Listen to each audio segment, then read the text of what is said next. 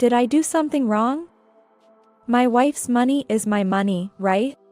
Husband said, laughing. Emily is narrow-minded, she laughed along. Despite having tried my best as a wife, this is how I'm treated. Normally, it's not acceptable to use someone else's things without permission. Moreover, the amount of money they spent was huge. It was clear how difficult things would become from now on. What nonsense about, my wife's money is my money. What nonsense about being narrow-minded. It's wrong to be nice to these people. I'll make them fall into hell. So they can never climb back up, I'll push them to the very bottom. My name is Emily, a 45-year-old housewife. I live with my husband. My father-in-law passed away early, and my mother-in-law lives alone. Concerned for her, we decided to live near my husband's family home. I was against living here because of my husband's commute and, more importantly, because I didn't want to associate much with my mother-in-law. However, my husband insisted. I'm worried about Mom. And when he ran out of patience with my refusals, he even went to my parents' house. He told them about my inconsiderate behavior towards my mother-in-law and that he hadn't expected that I was this kind of wife. My parents then told me that I should take care of my mother-in-law's household. At least for appearances. My parents are still healthy, and my father is still working. As the owner of a company, my father has made it inevitable that my husband will take over. And maybe that's why they get along so well. My father praised my husband working at his company for training, saying, he's a very serious young man, but at home, my husband showed no signs of that. All the housework is left to me, and he doesn't even bother to take his dishes to the sink after meals. After he eats and bathes, he just goes straight to sleep. We couldn't even maintain a proper married life, and within a few months of marriage, we had to sleep in separate bedrooms. I've lived to this day without finding any value in being a couple. I've talked to my parents about my husband, but he acts like a good person in front of them. So no matter how much I talk about his sloppiness, they don't believe me. I was desperate every day because I thought that if things stayed as they are, the company my father runs would soon falter if my husband took over. My husband is not my only problem. My mother-in-law is also a source of stress for me. Since we started living near my husband's family home, my husband has said, make sure to visit Mom frequently. Apparently, my mother-in-law has a bad back. And it seems difficult for her to shop and do household chores alone. When I suggested hiring a helper, he replied, why hire someone when we have people who can do it without costing money? Showing his stingy side. It's not like I want to look after my in-laws for free. Moreover, my mother-in-law is quite a piece of work. A typical troublesome mother-in-law who complains about everything I do. When I clean, she tells me to redo it because there is still dust left. If I cook, she throws it away, saying to remake it because she doesn't like the taste. When I do laundry, she gives me nonsensical orders to wash each item by hand with care. The washing machine isn't for you to use. You are a daughter-in-law. Wash everything by hand with care. When I tried to use the washing machine and was scolded like that, I was truly astounded at what she was saying. My mother-in-law can't stand the thought of me having it easy. And if I neglect the household chores of my in-laws' home or try to use time-saving techniques, she yells, don't be lazy, and forbids that method. Really, when I came as a bride, there was none of this. Brides these days really have no grit. Watching my mother-in-law trying to resolve everything with a philosophy of grit, I felt she was so outdated.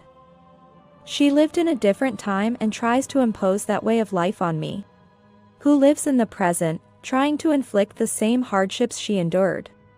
I had always felt that she was truly a person with a bad character. And I dreaded the time I had to spend with such a mother-in-law. To reduce the number of days I had to visit my in-laws' house, I diligently did their household chores every time I went. And I didn't even rebel when she complained. I'm sorry. If I just quietly apologized to her, it would not rub my mother-in-law the wrong way. In addition to my husband, I had to put up with the troublesome person that was my mother-in-law. Every day was truly a struggle, and it was unbearable. One day, as usual, on my way back from my in-laws' house on my husband's orders, I suddenly felt something was off with my finger. When I looked at my finger, realizing the usual sensation was missing, I noticed that my wedding ring was gone.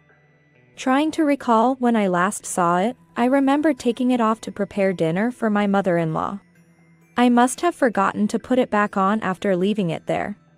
In a panic, I went back to my in-laws' house and explained the situation to my mother-in-law to let me in, but the ring was not where I remembered leaving it. "Mother-in-law, have you seen my ring here?" When I asked, my mother-in-law said, "No, it wasn't here." That couldn't be. If my memory was correct, it should be right there. Noticing that my mother-in-law's eyes were darting around, I sensed something was being hidden. "May I search the house since it's not here?" I asked, but my mother-in-law replied in a panic. "No, that's not allowed. It's a violation of privacy." It was clear that there was something she was troubled about being found if the house was searched. Yet, she claimed to not know where the ring was. In the end, I couldn't get permission from my mother-in-law that day, and was unable to search for the ring. And to make matters worse, my mother-in-law had contacted my husband to tell him the ring was lost. As soon as I got home, my husband, red-faced, berated me, "Is it true you lost the ring?" I desperately explained that it must be in the in-laws' house and that I wanted to search for it. But my mother-in-law would not allow it, yet my husband furiously accused me. "Are you blaming my mother?" and wouldn't listen to my side. "It definitely is at the in-laws' house.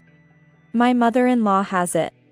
Even though I have this certainty and I've told him I will surely find it," my husband, possibly upset about the lost ring, lashed out at me with cruel words like, "You're a failure of a wife," or "You lack the awareness of being a wife." Saying things like that won't change that the ring is lost. "If it bothers you so much, help me look for it." Reaching my limit after being repeatedly scolded, I protested. And then my husband's face turned even redder as he yelled, "How dare you speak like that when you've lost it? You really are the worst wife.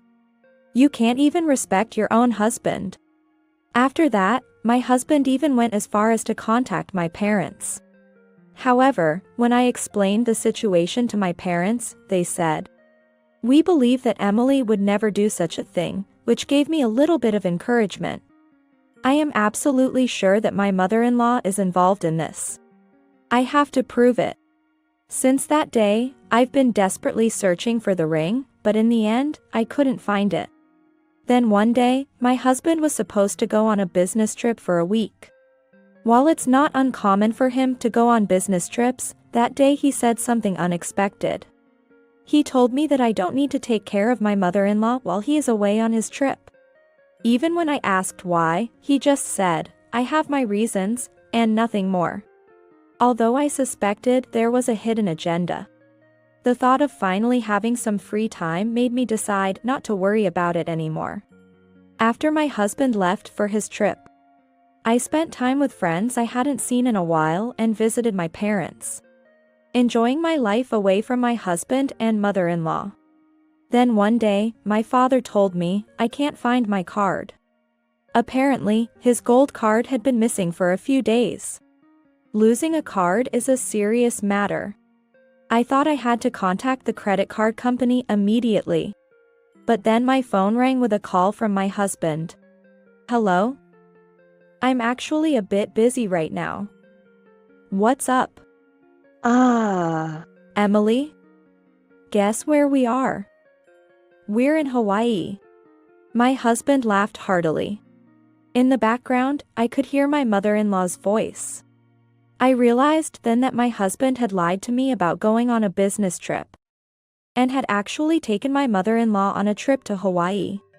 "Emily, you're really careless. Leaving your card out in the living room like that. Confused by what my husband said over the phone, I tilted my head. After all, I don't even have a card. What are you talking about? Don't play dumb. It's the gold card that was left in the living room. I've already spent $20,000 with it. Really, thanks to the president's daughter. I felt the blood drain from my face at his words. Struggling to keep my voice steady, I informed my husband. You shouldn't be using that. Annoyed by my response, he yelled, "Don't talk back to me," and hurled more terrible words at me. Did I do something wrong? A wife's money is my money, right? I could hear my mother-in-law saying, "Well said," on the other side of the phone. Then the phone was passed to my mother-in-law, and she said this. "Thank you for taking such good care of me, Emily. I am so happy right now." She laughed loudly and mockingly. Faced with their malevolence, I could only despair. No matter how much I tried to persuade them, they wouldn't listen at all. Firmly believing they were in the right. Feeling that the situation was hopeless, I decided to confront them with the truth. May I ask, whose credit card is that?" Upon my question, my mother-in-law tilted her head in confusion. When my husband checked, he saw my father's name. Father-in-law's. My foolish husband apparently hadn't checked the cardholder's name. That gold card belongs to my father. He said it was lost, and he's been troubled by it. If it's there, that's a relief. I'll tell him to cancel the card. While I was calmly reporting this, I could hear my husband panicking. Are you serious? It was clear that if this came out, he would face my father's wrath. Please, I'm begging you. Talk to your father and cover for me. If this gets out, my position is in jeopardy too. Before he even apologized, he begged me, and I immediately answered, no. My husband was desperate, pleading, please, somehow. But in the end, this situation was the result of his own doing. Emily, please stop tormenting my son. You are really a nasty person. Worried about her son's apparent depression or perhaps not liking that I was in a position of power. My mother-in-law snatched the phone from my husband and yelled at me. What grudge do you have against my son? He was just trying to take care of me. It was also a good chance for you to be filial, wasn't it? Mother-in-law who are blind to their own faults insists that they are not to blame. I felt a certain cleanliness in her attitude. For now, I will have to report this to my father. I am not in a position to hide such things. Please convey to your son that he will probably hear from my father later, and good luck. Saying that, I hung up the phone. Even until the end, my mother-in-law was shouting, wait. But such things were no longer a threat to me. I immediately contacted my father afterward and informed him about my husband and mother-in-law using the card to make $20,000 worth of purchases, and how they showed no remorse, which infuriated my parents. Surely, when they return to the country, they will face a terrible fate. I eagerly awaited the scheduled return day, enjoying the remaining days without my husband and mother-in-law. As soon as my husband and mother-in-law returned, they kneeled before me. I am really sorry. Please, just don't report this to my father-in-law. Emily, I am really sorry. I didn't understand the gravity of the situation. My husband and mother-in-law tearfully apologized. It was clear they feared worsening relations with my father. I made them lift their heads once to show them something on my smartphone screen. It was a product page on a flea market app. There, a familiar ring was displayed. My wedding ring. A friend of mine found it. They asked me if this wasn't my ring. How could something that was supposed to be lost be listed like this? As I asked, my mother-in-law's face turned pale. Confused, my husband tilted his head. Actually, there were other things that were lost as well. Cosmetics, accessories, things like that. All of them were being sold by the owner of this account. Why does the owner of this account have things that I've lost? Perhaps my husband had some idea when he looked at his mother with suspicion and said, "Mom." "Yes." "It was me," she raised her voice, unable to escape reality and lie any longer. "A daughter-in-law's things are mine. What's wrong with taking them and selling them? Isn't it just making good use of them?" I just sighed at her brazenness. The mother-in-law was truly despicable. There's no excuse for selling other people's things. I'll be filing a police report on this. This conversation is being recorded, so it will serve as ample evidence. As soon as the word police came up, the mother-in-law began to panic. As if to help his mother, my husband shouted at me, calling the police is going too far. Too far? I don't think so. You, mother-in-law, have stolen and sold so many of my belongings, turning them into money for yourself. So you both are thieves, I added, and both my husband and mother-in-law were furious. But my revenge wasn't over yet. The last guest was still to come. The doorbell rang, announcing a visitor, leaving the two confused people behind. I invited into our home the person I had called for this very reason. "Hello, it's been a while." Entering the house was my father. He had had a whopping $20,000 spent without his permission because of this incident. I thought it was time to have a proper discussion about it. Seeing my father, my mother-in-law and husband started to tremble. And then, they knelt down again. "I am truly sorry. If I had known it was my father-in-law's card, I would never have done such a thing. Please forgive me." As my husband spoke, my father responded, "So, if it was my daughter's property, you wouldn't have hesitated to use it? It's not good to steal from others and talk like that after the fact." After being spoken to harshly by my father, my husband fell silent. My son was just trying to be nice to me. That's all.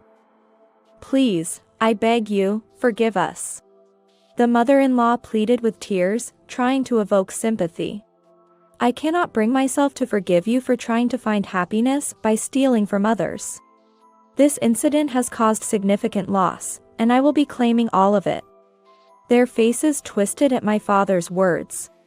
They seemed utterly devastated. I left the house with my father. I would likely spend some time at my parents' home. I began the divorce proceedings with my husband with the help of my father. I also filed a police report against the mother-in-law's theft. My ex-husband was in financial trouble after being asked to repay the money he used from my father's card and being sued for damages by me. As for the ex-mother-in-law, at her age, she ended up in the care of the police and seems to be struggling to repay for the items she sold. According to what I heard from a friend, both my ex-husband and ex-mother-in-law were overwhelmed with debt and couldn't manage their lives. They had to sell the house they were living in and still couldn't pay off the entire amount. And now they seem to be living in a shabby apartment, desperately trying to make ends meet. As for me, I'm working at my father's company while studying business management, thinking of taking over his legacy. Since the divorce had left me with no heir, I decided to take over the company myself. My father and I both agreed that it was a good idea, since the idea of a female president is old-fashioned in this day and age. And he doesn't seem to care much about that.